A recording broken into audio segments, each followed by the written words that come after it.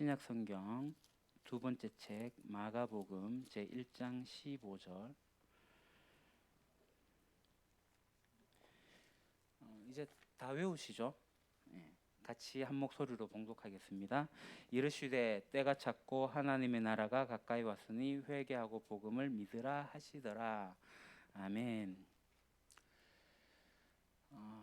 여러분 지금 제가 주보에는 믿어라라고 어라가 돼 있고 성경에는 믿으라 으라가 돼 있는데 혹시 믿어라와 믿으라를 구별하실 수 있으십니까?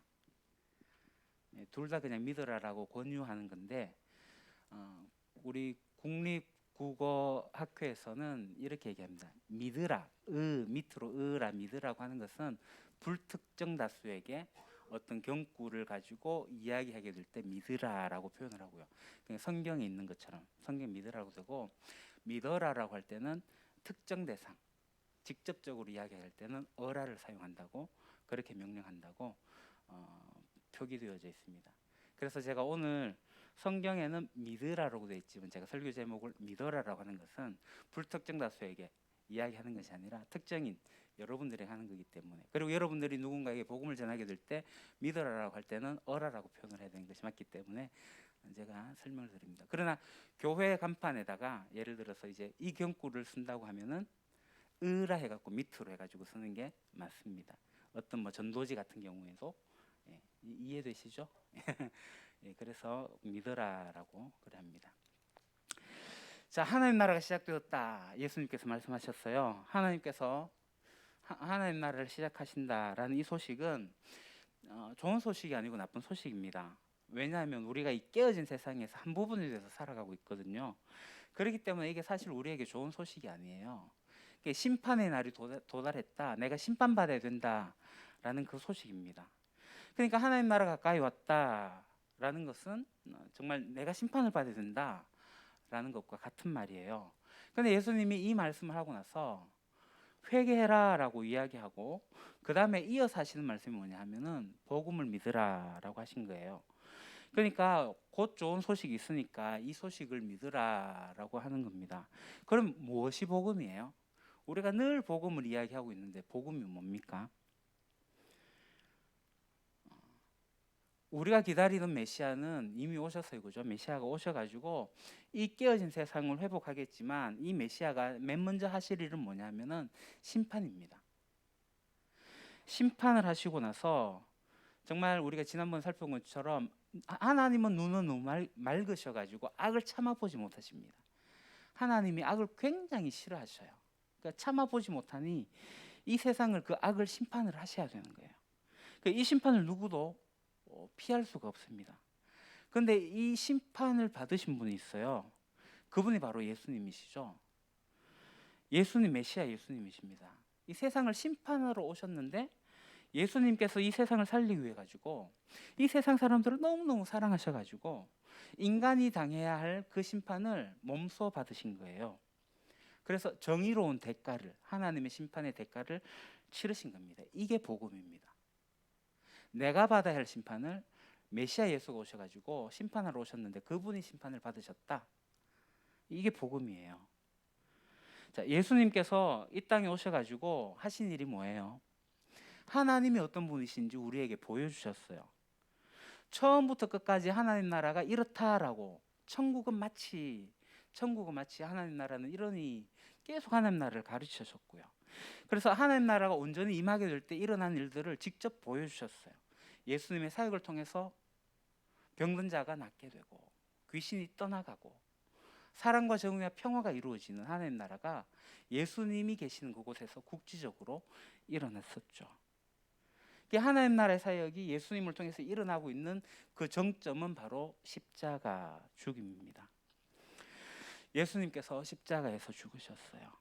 그러니까 우리가 사복음서를 이렇게 잘 읽어보시면 예수님의 연대기를 기록한 것 같지만 예수님의 연대기를 물론 기록한 건 맞긴 맞습니다만은 우리가 사복음서를 잘 읽어보시면 아시겠지만 예수님의 생애의 마지막 일주일을 거의 3분의 1 또는 4분의 1 정도의 분량을 할애해서 기록하고 있습니다.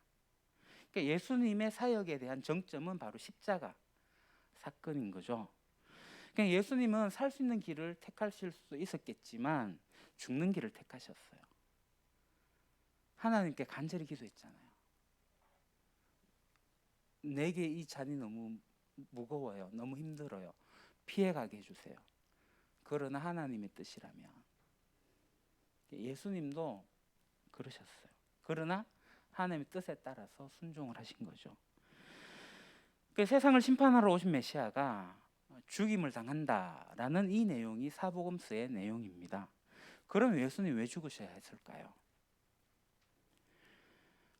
이 죄인을 향해서 쏟아지는 그 하나님의 심판을 우리가 방향을 전환하려고 이렇게 돌아섰는데, 그 돌아섰는데 심판이 오는데 그 심판을 우리가 직면하게 될 때 그 심판을 예수님이 대신 받으신 거예요. 그래서 마가복음 10장 45절에 인자는 섬김을 받으러 온 것이 아니라 섬기러 왔으며 많은 사람을 위하여 자기 목숨을 대속물로 주러 왔다라고 말씀을 하셔요. 자, 예수님께서 섬김을 받으러 세상에 온 것이 아니다라고 이렇게 말씀을 하십니다. 예수님은 추앙받고 섬김을 받으려고 하신 게 아니라 어떻게 하셨다고요? 많은 사람들을 구원하기 위해서 어떻게 해요? 자기 목숨을 대속물로 내주려 오신 거예요. 예수님의 그 생명은 바로 우리의 몸값입니다. 우리가 현대사회에서 사람의 몸값 연봉으로 계산하잖아요. 우리 그리스도인의 몸값은 예수의 생명입니다. 하나님을 무시하고 자기 중심으로 사는 그 반역의 죄를 저지른 우리, 그러니까 심판의 대가를 받아야 되는데 그 몸값을 예수님이 대신 지불하셨다는 거예요. 그것이 바로 성경의 메시지이고 성경의 주장입니다. 그러니까 복음은 곧 우리에게 좋은 소식이 되는 거예요. 하나님은 사랑의 하나님이십니다. 요한복음에 하나님이 세상을 이처럼 사랑하셔서 독생자를 주셨으니 누구든지 그를 믿으면 멸망하지 않고 영생을 얻을 것이다 라고 말씀을 하십니다. 하나님이 자신의 아들, 외아들, 독생자, 메시아 예수를 보내서 죽게 하신 이유는 우리를 살리기 위한 것이었지만 동시에 하나님의 정의를 이루기 위한 것이었습니다. 그러니까 정의라는 것은 그 정의 바탕 위에 사랑이 존재해요. 그러니까 정의 없이 사랑이 존재하는 게 아니죠. 그러니까 오늘날 이제 한국의 역사를 살펴보게 되면 참 많이 부끄러운 굴곡진 역사들을 보게 되는데, 그게 오늘 우리들에게까지 이어지는 이유는 뭐냐면 이 한국 사회의 정의가 바로 세워지지 않아서 그래요. 공명을 이야기하고 정대를 이야기하고 정의를 이야기하는 지금의 정부도 그러하고 과거의 정부는 더더욱 그러했고 앞으로의 정부도 잘은 모르겠습니다. 정의가 바로 서지 못한 아픔들이 우리에게 있어요. 그러니까 이 정의가 없는 사랑은 사실 무용지물입니다. 내가 뭐 여기서 정치적 발언하기는 참 그렇습니다만은 그 전에 있던 대통령이 지금 이제 사면을 받으셨어요. 정의 위에 사랑이 필요합니다. 저는 그 부분에 조금 아쉬움이 있습니다. 사랑은 해야 됩니다. 전직 대통령으로서 우리가 풀어줄 부분은 저는 어느 정도 공감은 하지만 정의 위에 그 사랑이 있어야 되지 않겠나. 간단하게 그렇게 좀 말씀드리겠습니다. 그러니까 우리 굴곡진 이 한국의 역사, 부끄러운 역사로 남고 있는 이유는 정말 한국 사회에 정의가 바로 세워져 있지 않아 그래요. 그런데 여러분, 이 정의가 없는 사랑이 어떠냐면은 무용지물이 되겠지만 사랑이 없는 정의는 또 어떻습니까? 칼날과 같아가지고 여러 사람을 죽여요. 그런데 하나님께서는 인간을 사랑하시지만 동시에 정의로우셔가지고 우리 인간에게 쏟아질 수밖에 없는 그 심판을 그 사랑하는 아들인 메시아 예수에게 대신 지게 하신 거예요. 그래서 예수님의 그 십자가에서 하나님의 가장 중요한 성품인 사랑과 정의가 완벽하게 나타납니다. 하나님의 사랑과 정의는 바로 십자가에서 나타나게 돼요. 자, 하나님의 정의는 하나님이 이 세상을 만드실 때 만든 가장 기초입니다. 우리 사람들은 우리 머릿속에 선명하게 정의는 남아있지 않아도 이 정의에 대한 개념이 나름대로 다 있습니다. 그러다 보니까 불의를 보게 되면은 소위 의분을 느끼게 돼요. 그러니까 우리는 개인적인 일에서부터 또 사회적이고 역사적인 여러 가지 일들을 바라보면서 불의를 그냥 없던 일로 치고 무조건 용서하는 것을 원하지 않습니다. 그렇지 않습니까? 불의를 하게 되면 무조건 용서해줘라, 덮어라. 아니에요. 거기에 대한 대가를 치르고 감싸주는 거예요. 그 세상에 가장 큰 불의가 있다면 그게 뭘까요? 그건 우주와 그리고 이 사회와 우리 인생을 만들어서 주인이신 그 하나님을 무시한 게 가장 큰 불의입니다. 이 엄청난 불의의 대가를 우리 인간이 스스로 져야 하지만 할 수 없어서 하나님은 이 정의로운 원칙을 지키면서 사랑하는 사람들을 살릴 수 있는 유일한 길을 찾으셨는데 그게 바로 메시아 예수를 보내셔가지고 인간의 불의를 대신 지게 하신 거였어요. 그래서 예수님의 제자 중 하나인 베드로가 이렇게 설명합니다. 그는 우리 죄를 그의 몸에 몸소지시고 나무에 달리셨습니다. 그것은 우리가 죄에는 죽고 의에는 살게 하시려는 것입니다. 그가 매를 맞아 상함으로 여러분이 나음을 입었습니다. 예수님께서 십자가에서 죽으신 이유가 뭐예요? 우리 죄. 그러니까 우리의 자기 중심성을 그 대가를 예수님께서 몸소지셨다라는 겁니다. 그래서 예수님 몸소지셔갖고 어떻게 됐어요? 우리는 죄에는 죽고 의에는 살게 되었습니다. 죄는 다시 말씀드리지만 하나님 없이 살아가는 삶의 방식이에요. 하나님 없이 살아가는 자신의 내적 자세가 죄입니다. 하나님 없이 살아가는 거. 그러니까 예수님께서 죽으심으로써 성취한 결과는 하나님 없이 살아가는 그 삶의 방식에 대해서 우리가 죽은 거예요. 그러니까 자기 중심적 삶과는 무관하게 이제 살 수 있게 됐다는 거예요. 그렇다면 이제 의에 대해서 산다는 게 뭐예요? 그러니까 하나님과 이제 인격적인 관계를 맺어가지고 하나님과 살아있는 관계를 맺게 되었다는 것입니다. 그래서 의에 대해서 살았다는 것은 이제 내 중심이 아니라 하나님 중심으로 살게 되었다라는 겁니다. 그러니까 자기 중심적인 삶에 대해서는 죽고 하나님 중심적인 삶으로 살게 되었다. 이 말은 다시 바꾸어 말해가지고 하나님 나라에 들어가게 되었다라는 겁니다. 이 놀라운 축복을 위해서 예수님께서 죽으신 거예요. 근데 예수님께서 굳이 죽으셔야만 했을까? 베드로는 또 이렇게 이야기를 합니다. 그리스도께서도 죄를 사하시려고 단 한 번 결정적으로 고난을 당하셨습니다. 곧 의인이 불의한 사람들을 위해서 죽으신 것입니다. 그것은 그가 육으로는 죽임을 당하시고 영으로는 살리심을 받으셔서 여러분을 하나님 앞으로 인도하시려는 것입니다. 예수님이 죽으신 이유는 사랑은 이런 거야 하면서 모범을 보이려고 죽으신 거 아니죠. 어떤 그 식민지 사회에서 그 갑의 위치에 있는 로마 정부를 향해 가지고 비폭력 저항을 보여주기 위한 것도 아니었습니다. 예수님은 죄를 사하시려고 단 한 번 죽으셨다라고 표현을 합니다. 이 표현은 인간이 자기 중심성으로 인해서 심각한 문제를 갖고 있는데 메시아신 예수님께서 그 문제를 해결하기 위해서 역사 속으로 실제로 오셔가지고 죽으셨다. 단 한 번 죽으셨다라는 뜻입니다. 그러니까 하나님을 무시하고 또 그렇게 되면 우리가 훼손되잖아요. 망가지잖아요.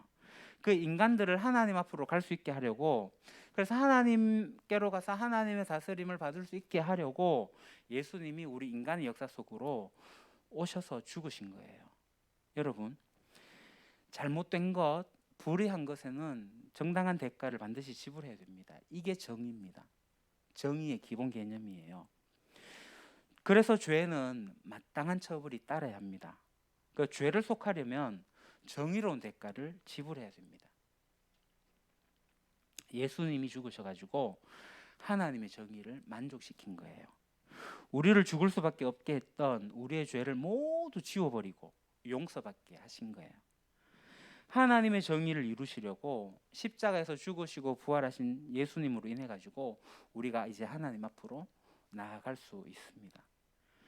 하나님을 무시하고 자기 소견에 좋은 대로 살아가는 사람들도 이제 턴해서 돌이켜서 회개하고 그래서 예수 메시아 그 복음을 믿으면 하나님의 존전에 가서 살 수 있는 축복, 하나님 중심의 삶을 누리게 됩니다. 여호와를 가까이함이 내게 복이라. 예수 그리스도를 말미암아 여호와를 가까이함이 내게 복입니다. 우리는 이미 복을 받았습니다. 그래서 새해 무슨 복이 더 필요합니까? 완전한 복이 우리에게 이미 임해져 있어요. 그 복을 우리가 누리면서 살아가는 것이 필요합니다. 이렇게까지 이제 정의를 이루면서 십자가에서 죽으신 메시아 예수 속에서 우리가 발견하는 것은 우리를 향한 하나님의 극진하신 사랑입니다. 로마서에 우리가 아직 죄인 되었을 때에 그리스도께서 우리를 위하여 죽으심으로 하나님께서 우리에 대한 자기의 사랑을 확증하셨느니라. 우리가 아직 죄인 되었을 때에, 그러니까 하나님을 등지고 그죠? 자기 중심으로 살고 있을 그때에 메시아께서 오셔가지고 우리가 죽어야 할 그 자리에서 대신 죽으셨어요. 이로써 하나님은 우리를 향한 당신의 사랑이 어떠한지를 드러내셨습니다. 단지 피조물에 불과한 우리 인간을 위해서. 그것도 하나님을 무시하고 자신이 스스로 신이 돼서 우상을 섬기고 그렇게 어리석은 인간을 위해 가지고 정의로운 대가를 치르기 위해 인간이 감당하기 힘든 그 값비싼 대가를 지불하신 우리 하나님. 그래서 그 하나님을 볼 때마다 우리 인간을 향하신 그 압도적인 사랑에 우리가 감격할 수밖에 없죠. 도대체 우리 인간이 무엇이기에 하나님의 그 아들을 희생하면서까지 우리를 살리셔야 한단 말입니까? 그래서 사도 바울이 이렇게 외칩니다. 하나님의 사랑이 확정되었다. 진정한 그리스도인과 유사 그리스도인들을 구별할 수 있는 방법이 있습니다. 오늘날 교회에 다니는 교인과 정말 예수 따르는 예수님의 제자를 구별하는 방법. 그것은 바로 십자가에 나타난 하나님의 사랑에 대한 반응과 자세입니다. 그러니까 하나님의 사랑을 받아서 하나님의 백성이 된 지 오래된 사람도 세월이 지나면 지날수록 하나님의 사랑에, 그 큰 사랑에 감격합니다. 이 하나님의 사랑은 무디해질 수가 없어요. 마음이 강팍해질 수가 없습니다. 10년이 지나도 20년이 지나도 하나님의 사랑은 누리면 누릴수록 더 큰 감격으로 다가옵니다. 자신이 그렇게 사랑받을 존재인지에 대한 여전한 감격이 풍성해집니다. 어떤 이들은 그 사랑이 이해할 수 없을 정도로 크다고 고백을 합니다. 전 아직도 다 이해하지 못해요. 하나님이 나를 위해서 죽으셨다니요. 우주를 지으신 하나님이 이 지구 땅덩이 그 하나를 살리기 위해 가지고 죽는다는 것도 말도 안 되는 일인데, 그 지구 위에 먼지 같은 나, 다른 사람들이 때때로 무시하기도 하고 함부로 여기지기도 하던 나, 그런 나를 위해서 죽으셨다고요. 가정에서조차 인정받지 못했던 나, 그런 나를 위해서 그분이 죽으셨다고요. 근데 이게 기독교의 본질적인 메시지입니다.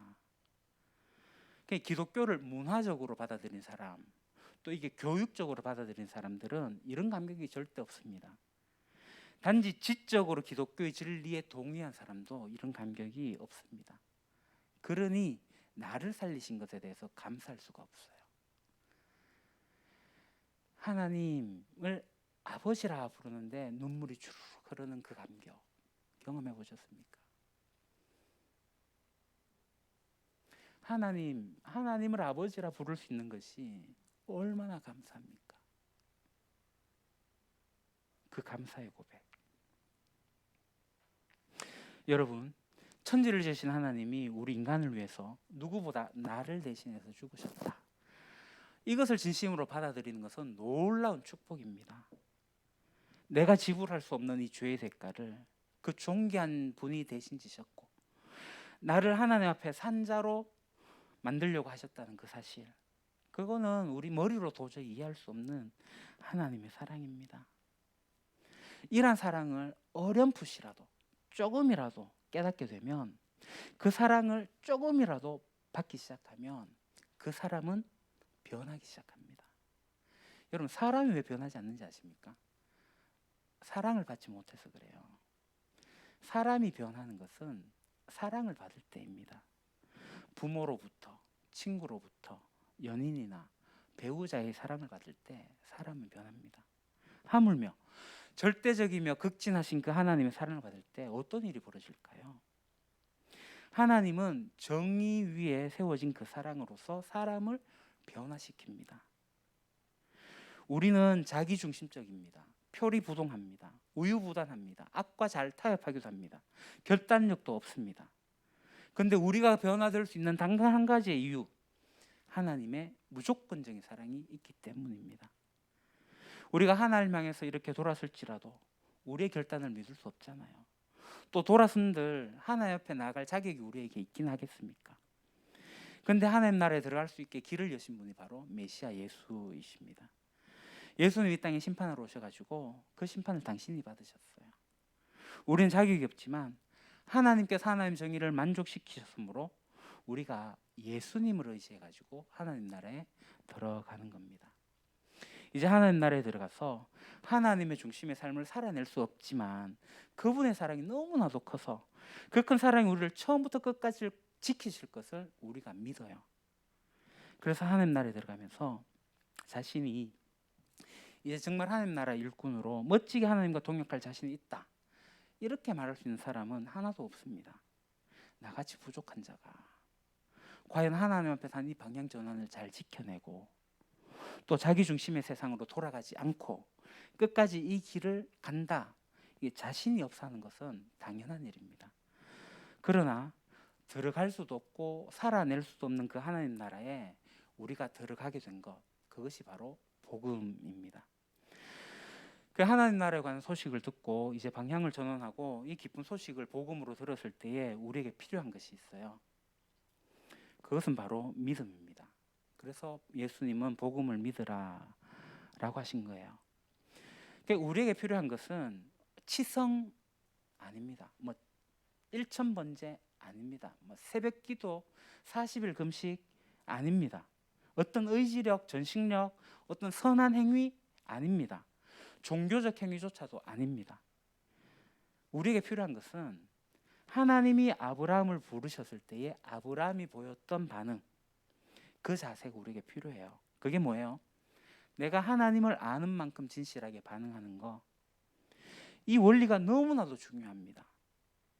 그래서 바울이 이렇게 얘기합니다. 복음에는 하나님의 의가 나타나서 믿음으로 믿음에 이르게 하나니 기록된 바 오직 의인은 믿음으로 말미암아 살리람과 같으니라. 복음을 통해서 하나님이 우리를 의롭다고 여겨주시는, 곧 하나님 앞에서 정죄받지 않고 살아가서 하나님 중심으로 살 수 있는 하나님의 의가 그 복음에 나타납니다. 이 복음을 전인격적으로 받아들이는 행위가 바로 믿음이에요. 자, 믿음으로 믿음에 이르게 한다. 그냥 하나님의 의를 누리는 것이 믿음으로 시작해가지고 끝까지 믿음으로 가능하다라는 것입니다. 그러니까 인간이 하나님을 향해 살 수 있는 게 뭐예요? 초기에는 하나님에 대해서 깨달은 것이 이렇게 적으면 이 적은 만큼 믿음으로 반응하는 거예요. 더더욱 하나님을 알아가면서 여전히 하나님을 더 깊이 알아가서 많아지면 아는 만큼 반응하는 거예요. 그만큼 우리가 할 수 있는 겁니다. 그래서 우리가 믿음으로 반응하게 될 때 어떤 일이 일어나요? 하나님의 의, 그러니까 하나님 중심적인 삶이 점점 우리 속에서 선명해지게 돼요. 오늘날 하나님 사랑을 많이 누리는 사람은 자기 중심적인 삶이 줄어들고 하나님 중심 삶으로 변화되어져 가요. 그래서 우리는 사람이 변해가는 거구나 라고 이해하고 받아들일 수가 있습니다. 여러분, 여기서 말하는 의는 유교적인 차원 또는 윤리적인 차원의 의가 아니에요. 그러니까 하나님의 의롭다고 선언받을 수 있는 의인으로 살 수 있는 원리가 바로 믿음입니다. 이 시점에서 우리가 결정적으로 필요한 것은 딴 게 아니라 정말 우리를 향하신 하나님의 그 사랑에 대해서, 하나님 하신 그 예수 그리스도의 메시아 십자가의 죽음을 통해서 우리가 진실하게 반응하는 것, 이게 바로 믿음이에요. 그러니까 믿음은 내가 믿고 싶은 게 아니라 복음을 믿는 겁니다. 하나님께서 여러분을 위해서, 세상을 위해서 하신 일에 우리가 인격적으로 반응하는 겁니다. 그래서 이야기한 것을 정리하면 이렇습니다. 하나님이 세상을 창조하셨어요. 그것도 인격적으로. 하나님 세상을 만드실 때 우리 인간을 동물 중에 하나가 아니라 하나님과 인격적 관계를 맺을 수 있는 젤렘, 하나님의 주권을 인정할 수 있는, 그래서 하나님의 다스림 하에서 세상을 다스릴 수 있는 독특한 존재로 하나님이 세상을 창조하셨어요. 두 번째, 하나님은 그렇게 우리 인간을 창조하셨는데 우리 인간은 그 하나님을 몰아냈습니다. 자기가 주인이 되었어요. 하나님 관계가 끊어졌어요. 그래서 인간의 자기 중심성은 개인도 망가뜨리고 사회도 망가뜨리고 더 나아가 생태계까지도 망가뜨리고 있는 그런 상황입니다. 이 상황을 예수님께서 오셔가지고 인간이 가지고 있는 가장 본질적인 문제, 하나님과의 관계를 회복하기 위해서 오셨어요. 그래서 예수님 하나님 나라를 가르치셨고 자신의 죽으심과 부활하심을 통해 가지고 하나님 나라를 이 땅 가운데서 시작을 하셨습니다. 그래서 예수 메시아의 죽음은 타협할 수 없는 하나님의 정의와 지극한 하나님의 사랑을 보여줍니다. 마지막으로 회개와 믿음입니다. 자기 중심적인 삶에서 돌아서는 것이 회개입니다. 돌아선 자가 메시아 예수를 통해서 주어진 하나님 나라를 받아들이는 것이 믿음입니다. 내게 아무런 자격이 없지만 나를 사랑하시고 이 세상을 변화시키고 계신 메시아 예수가 내가 지불해야 할 그 나의 몸값을 대신 지불하셨음을 믿게 될 때 우리가 하나님 나라에 속한 백성이 되는 거예요. 우리가 하나님 나라에 들어간다라는 그러한 성경의 표현 다양하게 나타나요. 하나님의 자녀가 된다, 뭐 구원을 받았다, 거듭났다 등등. 이 놀라운 축복은 하나님이 거저 주시는 하나님의 선물을 수용하게 될 때에 얻어집니다. 하나님 나라에 들어가는 자격이 있다면 그것은 자기의 자격 없음을 인정하고 하나님의 선물을 믿음으로 받아들이는 거예요. 물론 이를 위해서 우리는 하나님이 우리를 위해 하신 일을 선명하게 제대로 듣고 이해하고 깨달아야 됩니다. 그래서 그 내용이 나를 어떻게 해석하고 이 세상을 어떻게 해석하고 있는지 진지하게 질문도 해보셔야 됩니다. 그리고 과연 그렇다면 내가 이제 한 해관에서 막 알아가는 깨달은 그 처음에 첫걸음이라 할지라도 깨달은 만큼 반응하는 것이 필요합니다. 성경의 예수님은 죽음을 두려워하는 사람에게 단지 죽으면 천국에 가게 해주겠다라고 말씀하지 않으셨어요. 예수님은 가장 먼저 세상에 깨어진 원인이 하나님을 잃어버린 데 있다라고 진단하시고 이 깨어지고 상한 그 세상 속에서 이 세상과 함께 뒹굴면서 자신도 망가뜨리고 주변 사람들도 망가뜨리며 살 것이냐고 질문하시는 거예요. 하나님을 배신한 대가로 심판받을 수밖에 없는 우리에게 메시아이신 예수님이 직접 그 대가를 지불하셨다고 말씀하셔요. 하나님 나라는 죽어서 가는 곳이 아닙니다. 메시아이신 예수님이 이 세상에 오셔가지고 십자가에서 죽고 부활하심으로써 이미 시작되었 곳입니다. 그래서 예수님 우리에게 도전하십니다. 너 어느 나라에 속해서 남은 인생을 살 거니? 여러분 하나님 나라에 속해 사시겠습니까? 인간 세상 속에서 사시겠습니까? 사람들은 우연히 태어나서 우연히 살다가 어느 날 우연히 죽는다고 생각을 해요. 그러나 하나님은 하나님의 형상으로 지어진 우리 인간을 향한 놀라운 사랑과 놀라운 뜻이 있다고 말씀하십니다. 남은 인생을 이런 하나님 없이 우연한 인생으로 계속 사실 것인지, 그래서 어느 날 흙으로 돌아갈 것인지 결단하셔야 됩니다.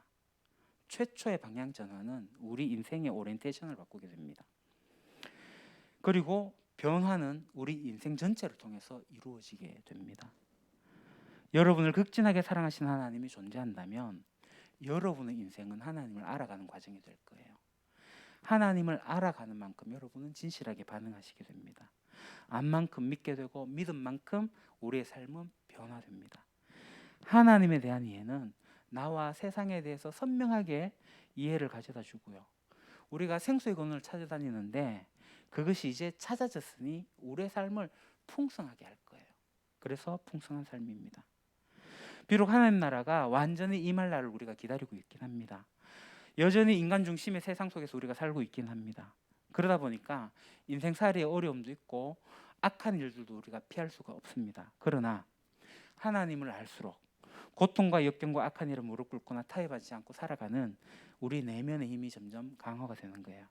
세월이 흐를수록 더욱 든든히 믿음으로 산다면 하나님 나라 백성답게, 하나님의 자녀답게 하나님의 형상이 우리 속에서 회복되어질 겁니다. 그게 인생이다라고 성경이 말합니다. 죽으면 천국 간다라는 달짝지근한 말로 이야기를 전해주려고 예수님이 십자가에 죽으신 거 아니에요. 깨어지고 상한 세상을 온전히 회복하려고, 하나님 나라를 이 세상에서 시작하려고, 우리를 그 나라에 들어가게 하려고, 그리고 그 나라를 위해서 우리의 남은 인생이 쓰일 수 있게 하려고 십자가에서 죽으신 거예요. 우리가 그것을 받아들이든 받아들이지 않든 예수님의 하나님 나라는 이미 시작이 되었고 가열차게 2000년 동안 진행되어 오고 있습니다. 이 하나님의 도전에 여러분 어떻게 반응하시겠습니까? 기도하겠습니다. 하나님, 이 깨어진 세상 속에서 망가지고 깨트리며 나도 무너지고 나와 함께하는 이들도 무너뜨리고 우리의 사회와 생태계가 마저도 망가뜨리고 있는 우리의 현실을 직면하게 됩니다. 예수 메시아가 오셔서 나를 대신하여 그 십자가에서 고난을 받으시고 우리의 죄의 대가를 치르셨으니 우리가 회개하고 하나님 나라에 들어가 그 복음을 믿을 수 있어서 감사합니다. 아버지 하나님, 우리 이 세상 가운데서 어떻게 살 것인지 결단합니다. 최초의 오리엔테이션은 시작이 되었고 이제 하나님을 알아가는 만큼 진실하게 반응하고자 합니다. 하나님의 그 사랑에 날마다 감격하며 믿음으로 믿음에 이르는 놀라운 변화가 올 한 해 우리 유림교회 공동체 안에서 일어나게 하시고 그것을 목도하게 하여 주옵소서. 예수님의 이름으로 기도합니다. 아멘. 마음으로 드리는 예배 드리도록 하겠습니다.